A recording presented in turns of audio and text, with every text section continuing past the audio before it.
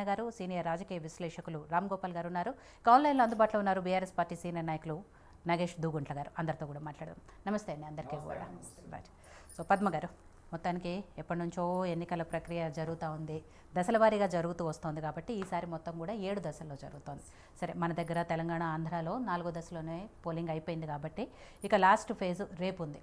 చండీగఢ్తో పాటు మిగిలిన 7 రాష్ట్రాల్లో కూడా ఓవరాల్గా 57 సీట్లలో రేపటితో ఇక లాస్ట్ అవ్వనుంది. ప్రచారం కూడా అయిపోయింది కాబట్టి 4 రిజల్ట్స్ ఉన్నాయి. ఎవరు అధికారంలోకి వస్తారు, ఎన్డీఏ కూటమా, ఇండియా కూటమా, ఇవన్నీ కూడా జరుగుతున్న పరిస్థితుల్లో చాలా చోట్ల మోడీ గారు సభలు సమావేశాలు నిర్వహించారు. అమిత్ షా గారు అందరూ కూడా పార్టీ విజయానికి ఎవరి తోచిన రీతిలో వాళ్ళందరూ కూడా మాట్లాడుకుంటూ ప్రసంగాలు చేస్తూ దేశవ్యాప్తంగా బీజేపీ 2 సార్లు అధికారంలో ఉంది కాబట్టి ఏం చేశారు, నెక్స్ట్ వస్తే మళ్ళీ ఏం చేస్తాం, ఇవన్నీ కూడా మాట్లాడుతూ వచ్చారు. బట్ ప్రజలు ఎంతవరకు ఈసారి ఎన్డీఏని మళ్ళీ 3వ సారి అధికారంలోకి తెచ్చే మూడ్లో ఉన్నారనుకుంటున్నారు? ముందుగా మీకు ప్రేక్షకులకి నమస్కారాలు, అలాగే ప్యానెల్లో నాతో పాటు ఉన్న సోదరులిద్దరికీ నమస్కారం, అలాగే నరేష్ గారికి కూడా, జూమ్లో ఉన్న నరేష్ గారికి కూడా నమస్కారాలు. దేశవ్యాప్తంగా ప్రతి ఒక్కరి మనసులో కూడా ఎలాంటి డౌట్ లేదండి, 3rd టైం డెఫినెట్గా మోడీ గారు ప్రమాణ స్వీకారం చేస్తారు. దాంట్లో ఎలాంటి సందేహము లేదు. కాకపోతే ప్రచారం అంటారా, హై వోల్టేజ్ ప్రచారం దాదాపు 2 నెలల పాటు ఈ మండుటెండల్లో, అంటే చాలా కష్టం ఇంత ఎండల్లో, particularly Hindi states, Rajasthan, Bihar, UP చాలా ఎండలు ఎక్కువగా ఉంటాయి. అంత మండుటెండల్లో సైతం ప్రధానమంత్రి గారు కానివ్వండి, ఆయన క్యాబినెట్ సహచరులు కానివ్వండి, స్టార్ క్యాంపెయినర్స్ అందరు కూడా ప్రచారం చేశారు. ఎలాంటి డౌట్ లేదు మాకు, ప్రశాంతంగా ఉన్నాము. And we are waiting for Modi garu to be sworn in as prime minister. So చాలా కాన్ఫిడెంట్గా June 4th రిజల్ట్ కోసం వెయిట్ చేస్తున్నారు. ఇట్స్ జస్ట్ అ ఫార్మాలిటీ అన్న ఫీలింగ్.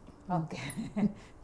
చాలామంది బీజేపీ నాయకులు ఇదే కాన్ఫిడెంట్గా ఉన్నారు. At the same time Congress party నాయకులు కూడా ఈసారి అదే ధీమాతో ఉన్నారు. దేశవ్యాప్తంగా జరుగుతున్న ఎన్నికల్లో ఈసారి ఎట్టి పరిస్థితుల్లో ప్రజలు ఒక నిమిషం, కాంగ్రెస్ అనే కాదండి, వాళ్ళ మిత్రపక్షాలు ఇండి కూటమి అందరూ కూడా చాలా ట్రై చేశారు ఒకలాంటి కన్ఫ్యూజన్ తీసుకురావడానికి. అంటే మోడీ గారు 3rd టైం కనుక వస్తే ఏవో అనూహ్య పరిణామాలు జరుగుతాయని, ఏదో కాన్స్టిట్యూషన్ చేంజ్ చేస్తామని, రిజర్వేషన్స్ తీసేస్తామని, ఇలా ప్రజల మనసులో అనేక విధమైన భయాలు, సందేహాలు రేకెత్తించే ప్రయత్నం చేశారు. కానీ అల్టిమేట్గా ఏంటంటే ఈ దేశ చరిత్రలో, అంటే బిఫోర్ ఇండిపెండెన్స్ కానివ్వండి, ఆఫ్టర్ ఇండిపెండెన్స్ కానీ, ప్రజలంతా ఇంత అభిమానించిన నాయకుడు కానీ, ఇంత గౌరవం, నమ్మకం చొరగొన్న నాయకుడు కానీ మోడీ గారు తప్ప ఎవరు లేరు.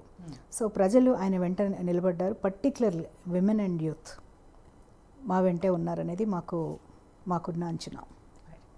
సో నాగన్న గారు, ఇందాక నేను చెప్పినట్టు ఈసారి ఇండియా కూటమి నాయకులు కూడా, కాంగ్రెస్ నాయకులు కూడా దేశవ్యాప్తంగా తెలంగాణలో ఎలా అయితే ప్రజలు మార్పు కోరుకున్నారో దేశవ్యాప్తంగా ఉన్న ప్రజలు కూడా మార్పు కోరుకుంటున్నారు కాబట్టి ఇండియా కూటమి అధికారంలోకి వస్తుంది అని చెప్తున్నారు. రాహుల్ గాంధీ గారు కూడా ఆయన ప్రసంగాల్లో, లేకపోతే ఆయన తిరిగిన చోట ప్రజల్లో కూడా పదే ఇదే విషయాలు చెప్తున్నారు. ఇక్కడ నుంచి కూడా చాలామంది నాయకులు, ముఖ్యమంత్రిగా ఉన్న రేవంత్ రెడ్డి గారు కూడా మిగిలిన రాష్ట్రాల్లోకి వెళ్ళి అక్కడ స్టార్ క్యాంపెయినర్గా ఉన్నారు, కూటమి తరపున ప్రచారం చేశారు. సో ఈసారి ఎంతవరకు కాన్ఫిడెంట్గా ఉంది? ఎందుకంటే లాస్ట్ 2 టైమ్స్ ఎలాంటి రిజల్ట్స్ చూసిందో ఇండియా కూటమి అనేది చూసాం.